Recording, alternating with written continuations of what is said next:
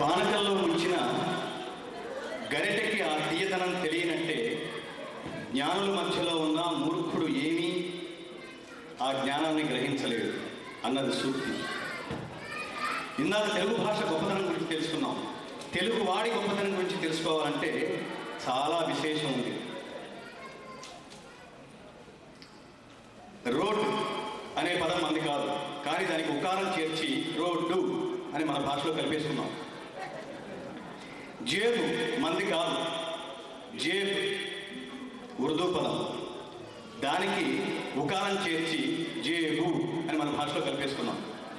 కిటికీ మంది కాదు, హిందీ కిడకి, దానికి టకార ఇకారాలు చేర్చి కిటికీ అని మన భాషలో కలిపేసుకున్నాం. దీన్ని బట్టి మనకు స్పష్టంగా అర్థమవుతుంది ఏమిటంటే, ఎవరినైనా మనలో కలుపుకోగలిగే శక్తి, ఎవరిలోనైనా కలిసిపోగలిగే శక్తి ఒక్క తెలుగువాడికి మాత్రమే ఉందని మనకు అర్థమవుతుంది.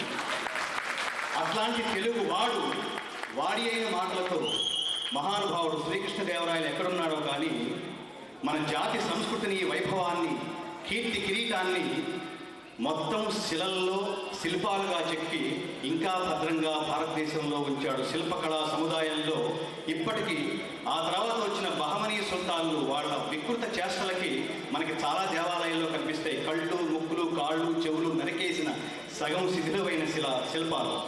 ఆ శిల్పాల్లో కూడా నిత్య చిరంజీవిగా ఉన్న శ్రీకృష్ణదేవరాయల్ని ఒక్కసారి మనం గుర్తు చేసుకోవడం మన సంస్కృతి, మన సంస్కారం, మన సంప్రదాయం.